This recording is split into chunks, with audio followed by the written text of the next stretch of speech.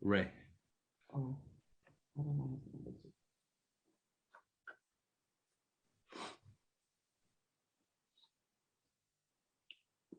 All right. Thank you, everyone, for joining us today. Today's Louis meeting, which stands for Labor, Education, and Youth Committee. We are all set for the live broadcast stream on HPA-TV Comcast and Frontier Government Channels 96 and 6032. It would also be streamed via hpa-tv.org, the HPA-TV Facebook page, and HPA-TV's Roku TV, Apple TV, and Amazon TV apps. It will also be rebroadcast and made available on the HPA-TV YouTube channel. So thank you, everyone, for joining today. We have voting member Councilman Gale is with us today. We also have voting member Councilwoman Rossetti with us today. We have Corporation Counsel Alexandra Lombardi with us today. And I believe from the city's HR department, we have Pam Ratty. Is that correct? Awesome. Yes. And then we also have Dr. Leslie Torres Rodriguez from the Hartford Public Schools Superintendent. Thank you all for joining us today.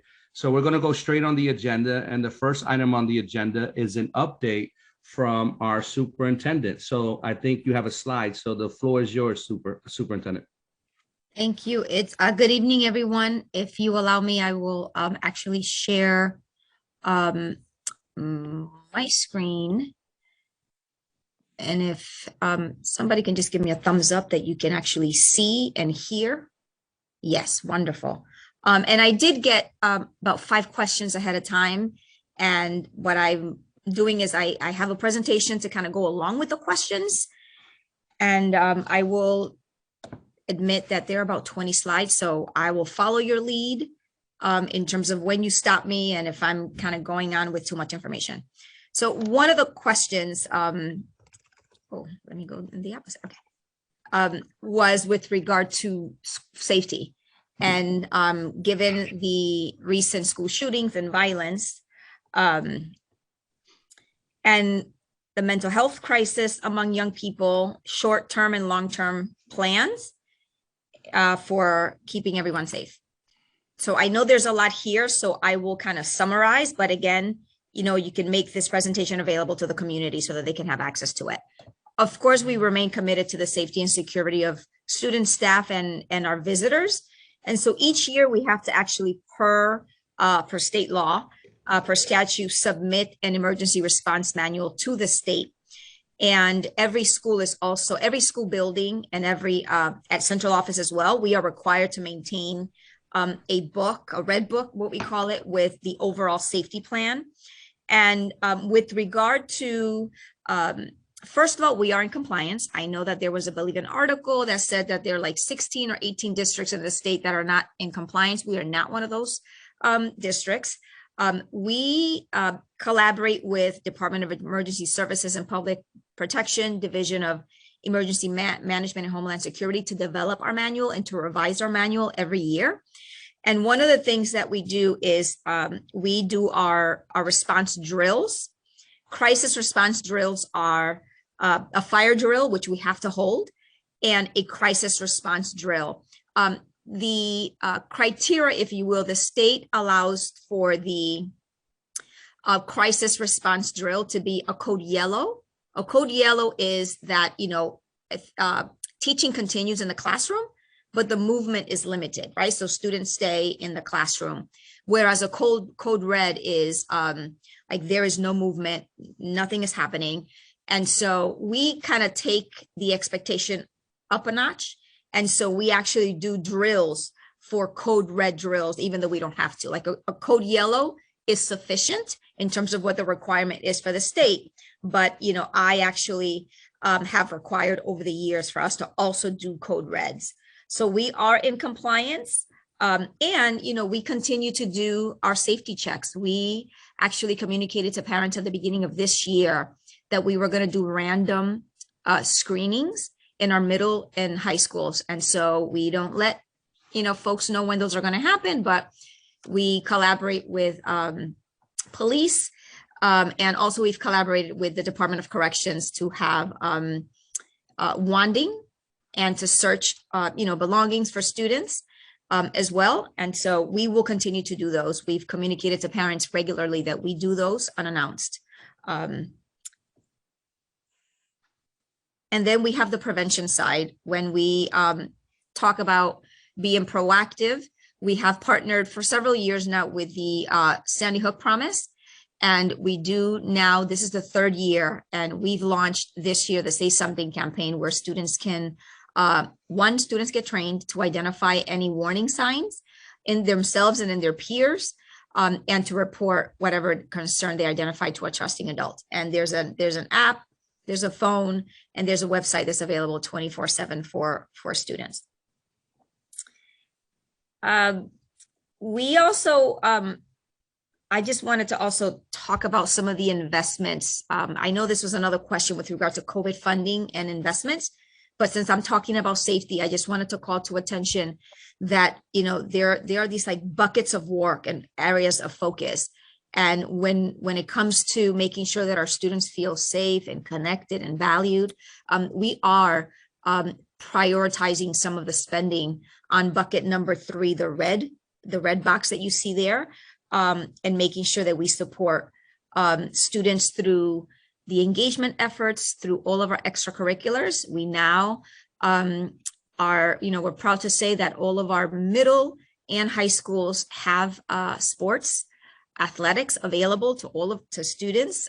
We've invested in all of their equipment, and we've actually started to kind of start earlier at the elementary grades. And you might be wondering, what's the big deal with the athletics? Well, because we know that athletics and extracurricular activities, right, get our students engaged and connected to school and to their learning.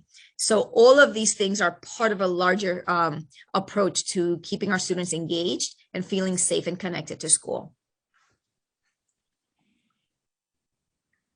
So this is the question around the COVID relief funding. And I will kind of go back to this visual and give you some numbers. So these are what are called must wins. And this is when we did 50 hours of engagement. And we heard from parents, from teachers, from students, from community partners. And these were the 4 areas that they shared with us that we should be investing the money in. And so the first one in the blue is the extended learning time and additional supports. This is where the Saturday academies come in, the intercession during the April and the February breaks, our evening school, and over the life of the grant, which is through 2024, there's a total of $15.4 million invested in the blue, right? The extending learning time and providing the supports. This is also where that class size reduction, we did invest money so that we can reduce the number of students in classes in grades kinder through 3rd grade, and then in 9th and in 10th grade, because we saw that those were the grades that had suffered the most throughout the pandemic. With regard to the bucket number 2, this is the support for teachers and for our school leaders. Our teachers told us that they wanted to have high quality curriculum and materials in all of the classrooms and professional learning to support them with that. And so the investment there for the life of the grant is $11 million. The other 2 areas have a smaller amount. In terms of the supports for students, it's $7.6 million. And the teacher pipeline, how we are going to support staff, hire, give incentives, retain staff, is $5.6 million. There's other pieces that you don't see here. For example, the technology, about $5 million that was invested there. And then we're still, even though COVID, we might feel that it's going away, we did make sure that we had investments for health and safety for $4 million. Right, we want to make sure that we continue to provide students with masks that are available, all the disinfecting, supports and things that we need. So that's a mouthful, but I wanted to give you like the big picture in terms of what the spending looks like. And here's just another visual in terms of the areas that I just talked about and how everything falls. And you can see that 70% or $98.7 million of the total funds are going for are specifically towards school-based resources like supporting our teachers' curriculum, retention funds, coaches to support our teachers, especially our new teachers as well. And then 25% or $35 million are for resources that are across schools, like some of our coaches that support groups of schools, and then support for teachers to be mentors to new teachers, and supports for our school leaders. And then a much smaller portion, about $5 to $6 million for centralized supports, coordination of some of the work, and to build out our Office of Talent Management. We heard a lot of frustration about hiring staff and not having enough staff. Our principals kept giving us the feedback about we need to have more staff that is going to help us hire and recruit. And so we've made those investments. I'm not going to go deep into this. I just spoke about the areas that we were focusing on, but I do want to just quickly talk about some of the pluses, the successes that we were able to in some of our schools. When we implemented for example, resource teachers, the additional supports for students, we did see in our interim assessment that the tests that our students take throughout the year, that they had some growth. And so we know, right, that additional supports for our students does impact their academic outcomes. We added additional mental health clinicians, and we looked at student attendance and student suspension rates, and there were improvements there as well. But we know that that's because they had that wraparound supports. We got a lot of feedback from our teachers and from our students about the intercession and how great that program was. Teachers felt like they were supported to implement the intercession. And we also saw student gains in their academic outcomes. And then, we've heard from our recruiters in our talent office that the recruitment bonuses, especially for the hard to staff areas, have increased the applications since we started our marketing campaign. And though those are some of like the wins, we also actually have some challenges. And it's transparency and sharing with you all the pain points that we still have. And it's things that are happening here locally across the state and across the country with regard to staffing challenges, especially in school-based positions. And so, that's a fine line that we have to think about, because we know that there's a lot of burnout. And, we hear it from the healthcare labor market, that there's challenges there, there's challenges everywhere. And so we're being mindful of trying to solve for that. And then, the equity is something that we continue to focus on. And the one thing that we actually did not anticipate, even though I talked about the great feedback that teachers and students gave us about intercession, we also saw that student attendance in intercession and in Saturday Academy was lower than we had hoped for. So, right, great feedback around the students that came and benefited, but we didn't have all the students that signed up show up. And this connects to chronic absenteeism. That was another, Councilman Lebron, that was another question that came to us around what exactly contributes to these rates of chronic absenteeism. And that is something else that I think none of us across the state, and even when I speak to my colleagues across the country, had expected how chronic absenteeism would, deepen the challenge wider and deeper. And so this is just a definition of chronic absenteeism, missing 10% or more, which for us, when we have 180 days, it means when you miss 18 days for the entire year. And then we also look at average daily attendance, how many students are coming to school every day. So this is a visual of our ADA. ADA is the blue, the average daily attendance, right? This is, the average number of the average, how many students attended per month on average. And then you can see below is our chronic absenteeism. And, we started the year, we actually had a target to be at 34% for the whole year.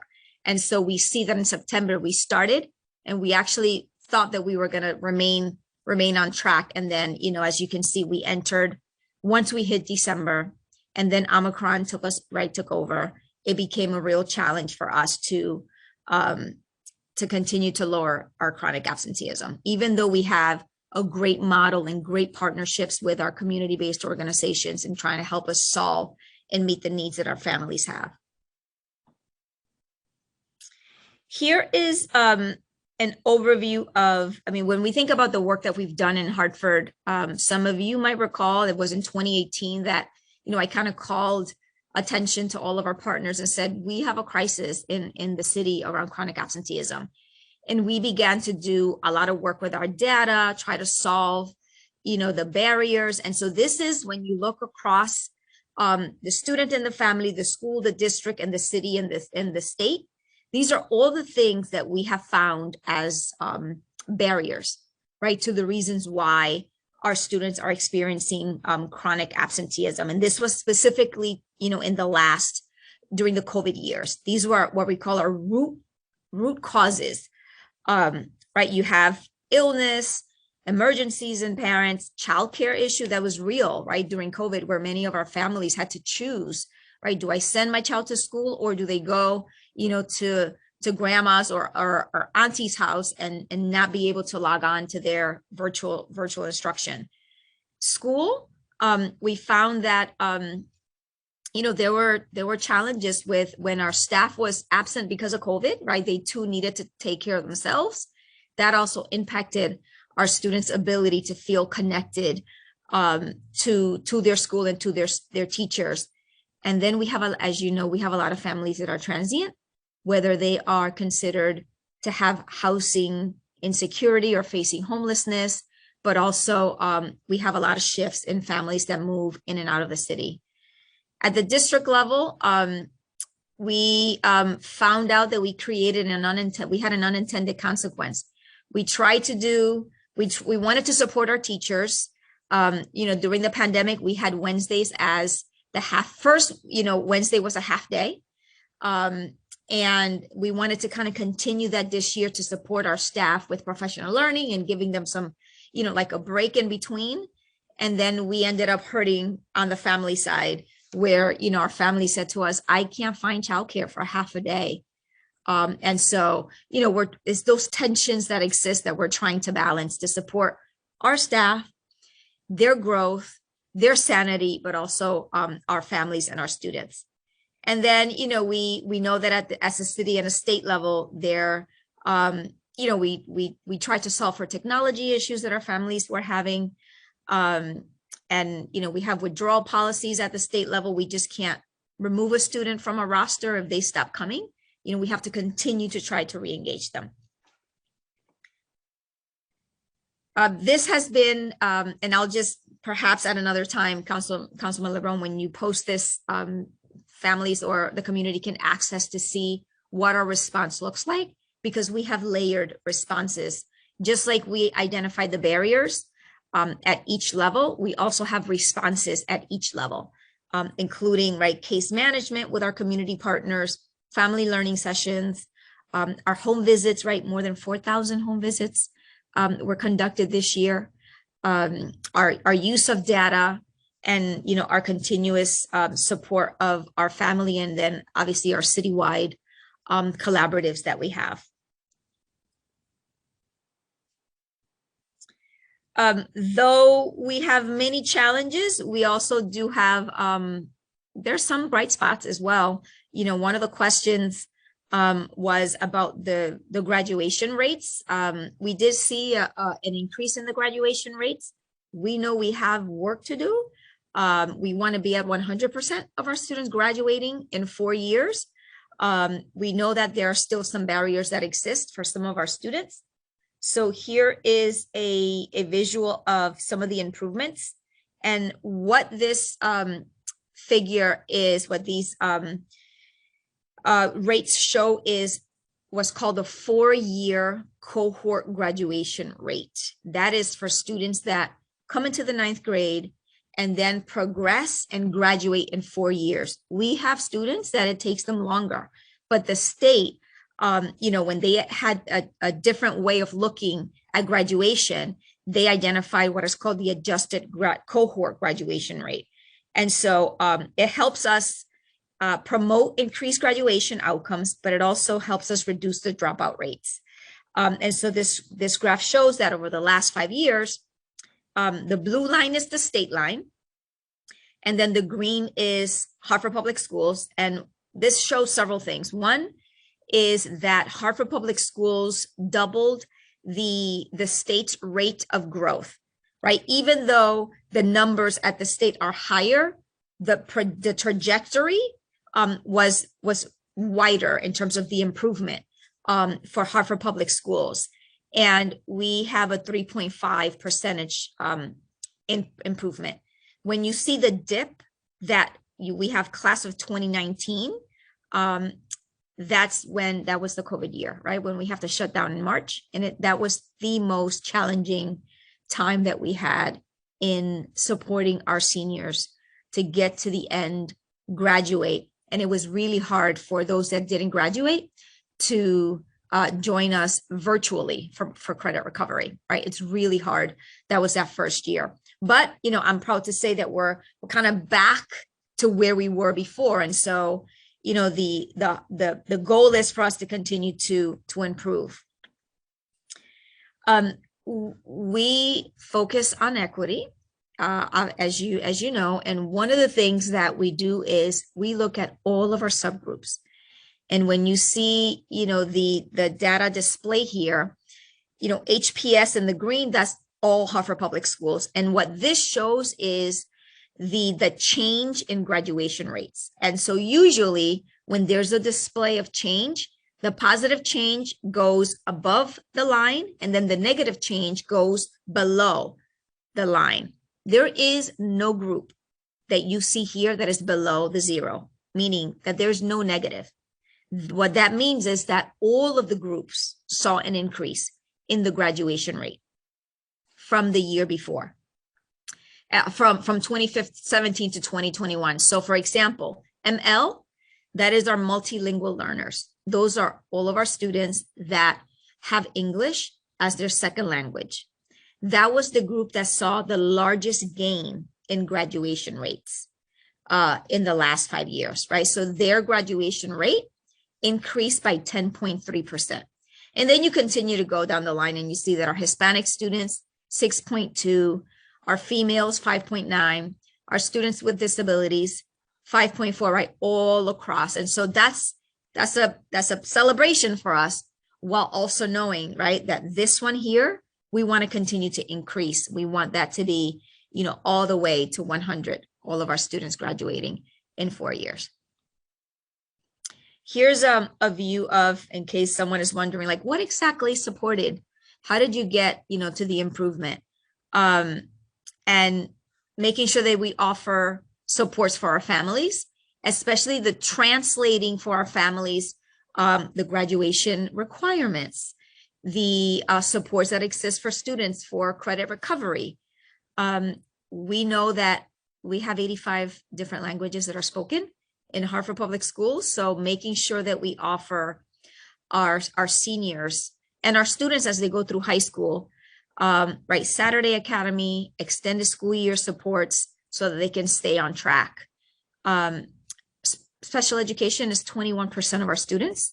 That's more than 3,000 students in Hartford Public Schools. And, making sure that we provide them with the tutoring that they need, and then that we also do targeted outreach to have them participate in our intercession and our Saturday academies, and then in our summer programming. And then, I don't have to tell you all as a council, you know very well that we have high rates of poverty, right, and crime in our community, more than in our surrounding towns. And so making sure that we target support, especially during those critical transition years, given that when we looked at the data, we noticed that kindergarten and ninth grade, right, are our highest chronic absenteeism rates. And we know that chronic absenteeism contributes to graduation or not graduating on time. So we want to continue to support and do outreach and communicate and support our families of those students that have especially the highest level of need. And there was a question around recruitment, retaining and recruitment of teachers. So I want to kind of give you a picture of where things currently stand. I know that this is probably more information that you requested, but I just want to kind of give you the bigger picture. Currently, we're operating at 90% of our staff. We started the year and went through January with 75% of our staff. And that is because we had added about 170 staff members as part of our ESSER recovery plan. And so we now, since January, with all of the diligence of our teams, we're getting better. So we're at 90% of all the positions that we have filled. And specifically for teaching positions, we are currently at 88% filled with, right, almost 1,600 of our teachers. We are also facing shortages in areas like paraeducators. Our hardest to fill positions are, as you can see there in the blue, when we look at the hardest to fill, special ed, right, in the blue, that's the largest amount of vacancies. TESOL, speech and language, bilingual, English. And so, we're engaging in some specific strategies to try to mitigate that, right? So our first step was to make sure that our staff had fair wages and safe working conditions. So, right, we've collaborated and successfully negotiated 6 contracts since we started in October. The negotiation process with 6 of our bargaining units. And after those contracts were finalized, right, we were able to make additional investments. So a $5 million investment for our staff, including, the bonuses to full-time and part-time employees, making sure that, as staff return next year, that they also receive additional bonuses and incentives. We want to make sure that we increase the stipends for the teachers. There are veteran teachers that serve as mentors to students that are doing their student teaching. And so we're trying to go at it from a lot of different ways to retain the talented staff that we have now, and also, encourage them to, be part of our solution in terms of our talent. We know that it's important to market effectively because we believe we have incredible opportunities at Hartford Public Schools.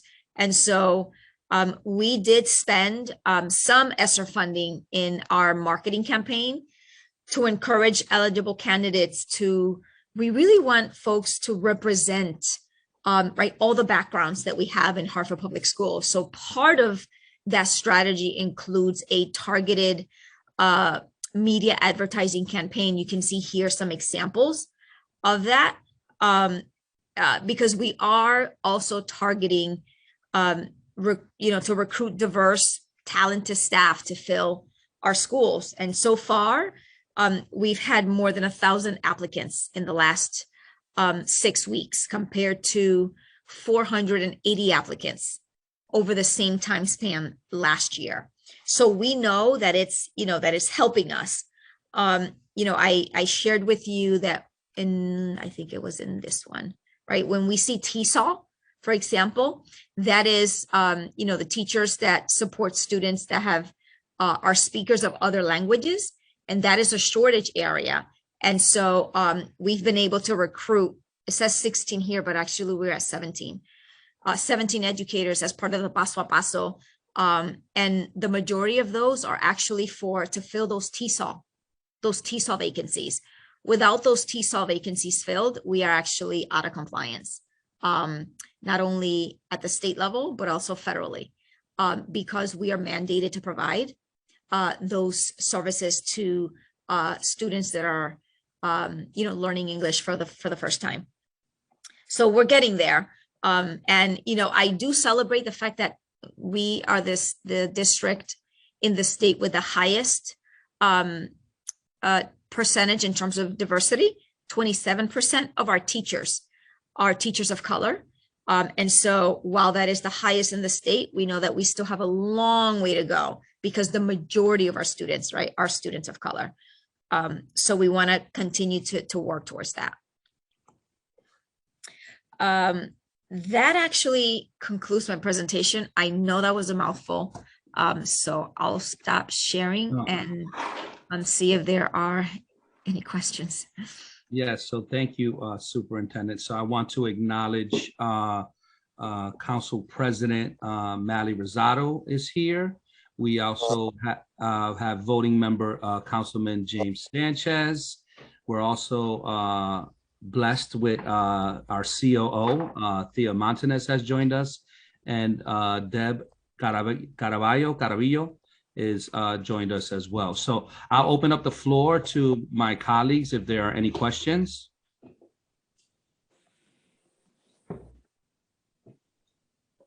Any questions from my council colleagues? Through you, Chair, I don't have any questions. I just want to congratulate you, Dr. Torres Rodriguez, for a thorough presentation. I have no questions. I believe that my questions were answered via an email, and I did share them with my council colleagues. Thank you. Thank you, Madam President. Councilman Sanchez, you have a question?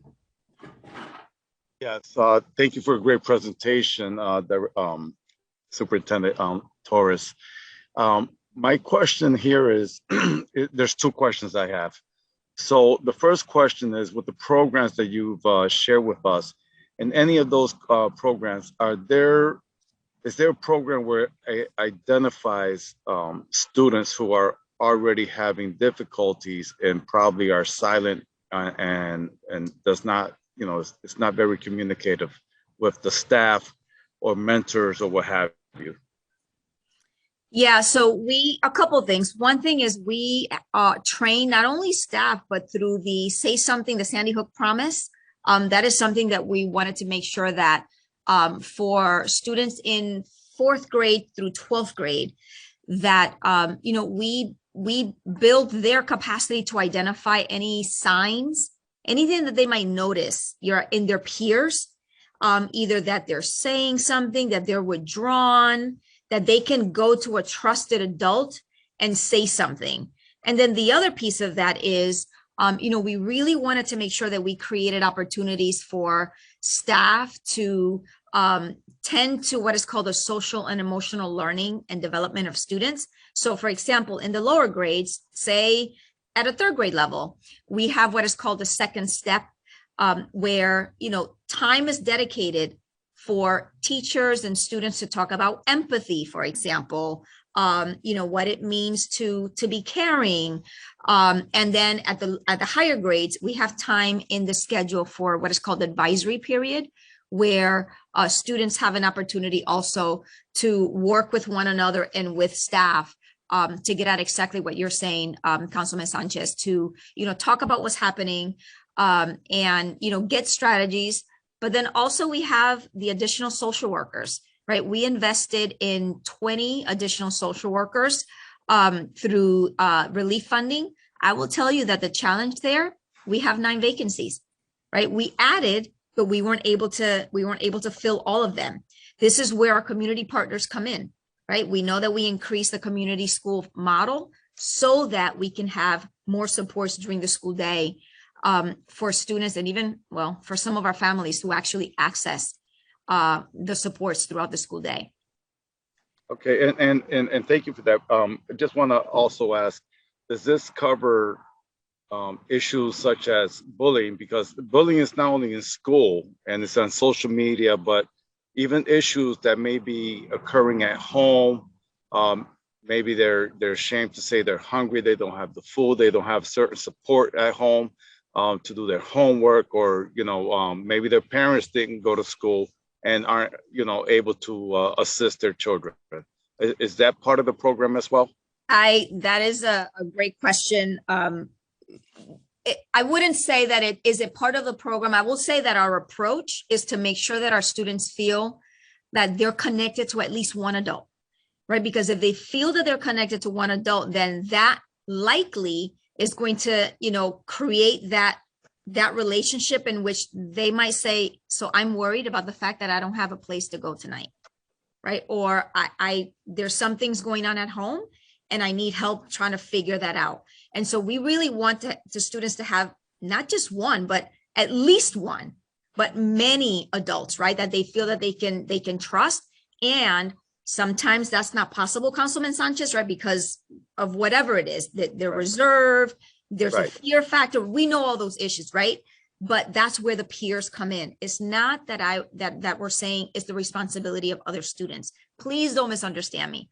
But we also know that, students share things with their peers, and sometimes the peers notice a subtle change in their friend that an adult might not necessarily notice. So we're trying to come at it, right, from all these different perspectives. Sometimes it's a coach. Right. Okay. And then it's not my second question, but just to continue with this one real quick, and I promise I'll switch over to the next question. So still on this subject, are there programs where the students can go out, for example, let's say a field trip, but with students that they don't know yet, so that we can start creating a kind of a relationship across the board from several different classes and from several different grades? Let me think.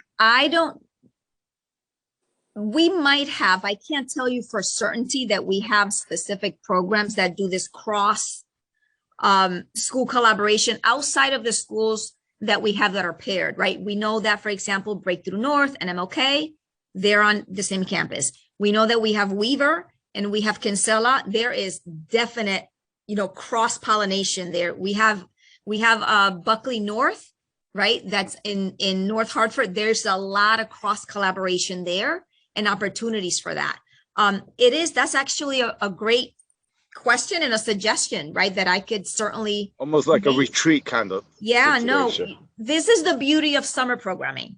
First, that happened, though it wasn't a field trip, it happened during Saturday Academy, because we had just 4, I don't know if you're aware, but we have 4 academies, 1 in each zone of the city. Mm-hmm. And we actually had all the schools in that zone report to one location. I went to Saturday Academy several times, and that was the most beautiful, hopeful time where I saw students from Noah Webster and MLK and Wish all learning and collaborating and having fun with one another. I don't know if that's what you're getting at, Councilman Sanchez, but yes, it was great to see that. That's great to hear. Now the next subject I have this question is about it's about hiring new staff and rehiring previous staffs, right? And there's supposed to be some sort of bonus. Now, what's the process there? Who's in charge of the hiring? And I will say I did get a couple of calls from some folks telling me that they wanted to come back, but they wouldn't. They for some odd reason they weren't given the rehire bonus or whatever it is. So they just stepped back. So with those specific, if you have the information, Councilman Sanchez, feel free to reach out to me and then, share those individual instances so that we can look at that. And so our team at the talent office works with schools. So each school has a specialist, a talent specialist that supports the school with the process of hiring and recruiting. In terms of the bonuses and the stipends, that all goes through the talent office. So, there are different levels. For example, the current staff that we have here, if they recruit someone into a certified position, for example, they get, a $1,500 stipend. And that person has to stay working for 90 days, but, right. So we're trying to have stipends for everyone. So if you are, I don't know, if you happen to be a school security officer and you make a referral for, a school social worker, you as a school safety officer would still benefit from that $1,500 if that person stays in the district for those 90 days. Okay. Thank you. Appreciate it. Sure. Thank you, Mr. Chair. Yes. Madam President, you have a question? I do. Thank you. Through you, Chair. Dr. Torres, I know that we went back and forth with emails, and I don't know if I missed part of your presentation when I was off the screen. With everything that's going on in this country, right, with the active shooters, would you say that you feel pretty confident? And I know that you're up to date with what the state requires. Would you feel pretty confident, God forbid, that if we had an active shooting situation in one of our Hartford public schools, that the teachers have enough training to deal with a situation like that? I wouldn't, look at it from a confidence perspective. I would say that more training, additional training never hurts, right? Whether it is around this or anything else. And so we are mindful of that. We want to make sure that, when there's a code red, that people understand what the code red is. And so our team actually had a step back and thinking about how else can we make sure that this information is fresh for not just teachers, but right, for paraeducators, for our tutors that are in our schools on a part-time basis. So we're thinking about additional ways, yes, the training, but also, is it that we now have to have additional, like posters, visuals to remind people what's the difference between a code yellow and a code red, right? For example, the school principal is not the only person that can call a code yellow. I don't know if everyone knows that, right? Because a code yellow is, we have to, for this specific incident, it might just happen in a classroom. And so there are a lot of nuances, Council President, that I want to make sure that our staff is aware of. And when we were just talking about hiring, and if we are continuously hiring people, how do we make sure that as we hire, folks are aware of all of these safety protocols as well? Right. So correct me if I'm wrong, and to our COO, Thea Montanez, feel free to chime in, that the Hartford Police Department does have an active shooter training program. Is that something that you have had conversations on? Because I know that usually in different states in summer times, the teachers, are brought in to have this active training shooter from the police department when the students are not there, because it could be a little traumatic, right? For the students. Are those conversations that you've had or are planning to have with our Hartford Police Department to bring in that sort of training? Is it to me or to you, Dr. Torres? I would love to continue to have the conversation, Council President, and we have a great relationship with Hartford Police. They always inform the development of our manual. When we're talking about the drills, it can be, it can be traumatic. I know that the last time we had an actual drill at central office when we were at 960 Main, it did, bring up with Hartford Police, it did bring up, just a variety of emotions for our staff. And so absolutely we'll continue to engage in the conversations. We have to think about, is it just staff?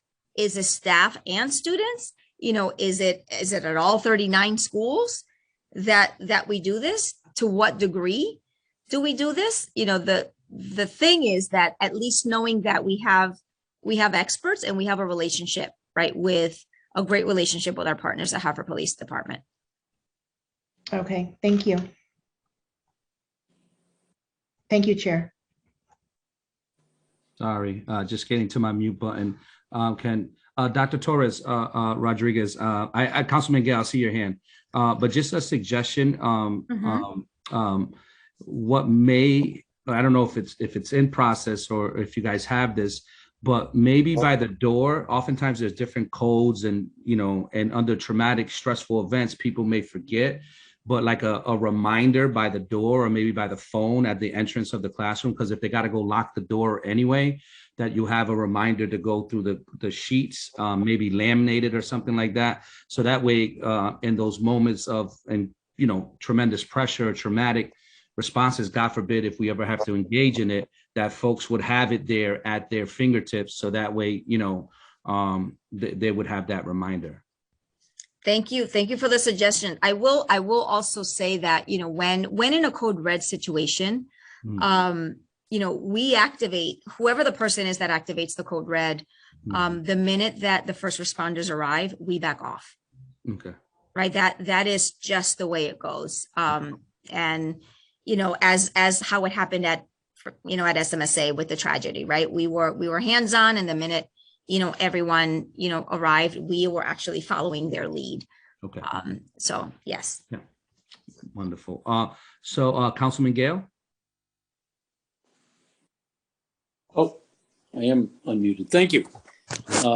And Dr. Torres, good to see you as always. And so it gives me an opportunity to have this conversation. I greatly appreciate it. I want to say I'm thrilled that during your presentation, you highlighted increasing sports in all of the schools.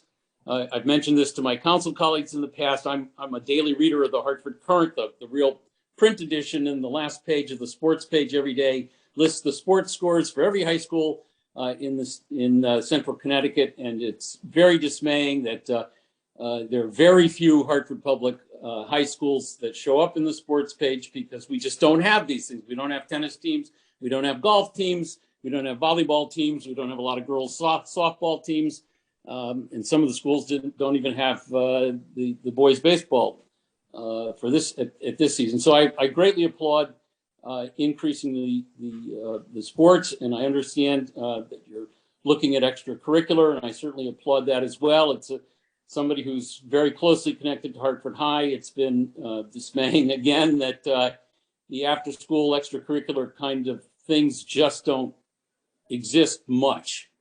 So to the extent that you are moving on that score, I love it. I would encourage maybe some thought around whether, when you're trying to get kids in this extended day concept, right?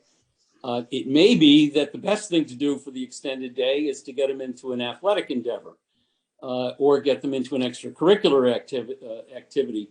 That's not just math and English. Maybe it gets them on a Saturday. Maybe it gets them to stay 2 hours later in the school day. We certainly know from the private school model that many of these private schools have lived on the concept that you had, your scholastic classes till 2 p.m. and you had sports until 5. And if that's not competitive with other schools, that includes a lot of intramural just to keep kids active and keep them engaged. So, just throw those ideas out there. And lastly, just to tie all those things together, I'll offer you my acronym that I started using a while ago to promote some of these things.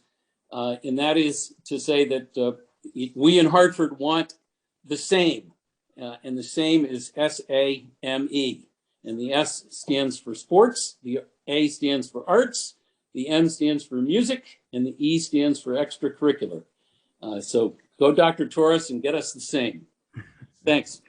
I like that, Councilman Gale. So Councilman Sanchez, and I also want to be mindful of folks' time here and Dr. Torres's time. So Councilman Sanchez, I saw you had your hand up again. Yes, and through you, Mr. Chair, I do have one last question, and just curious as to, do we have any type of mentoring program in collaboration with our corporate partnership, corporate partners, travelers, and not only, travelers of the Hartford or Pratt Whitney, what have you, but also with other organizations like Cohort, the Charter World Boxing Association, and so on.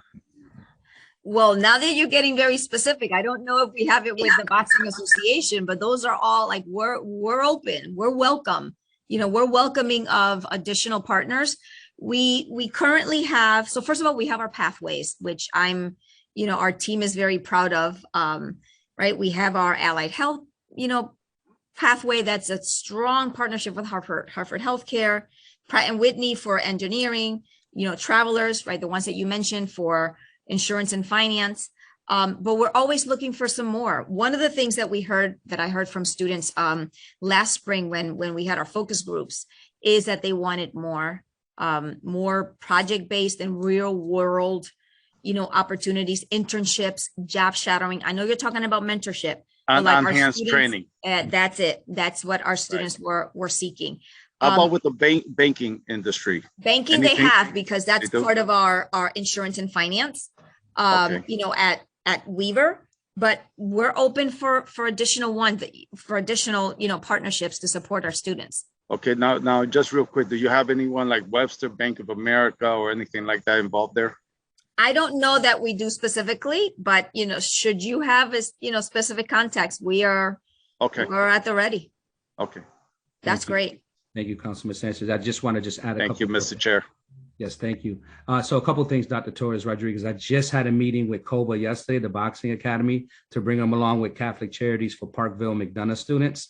So that should be rolling out in the fall. And then also Cigna is a partner with us at Milner School. Yes.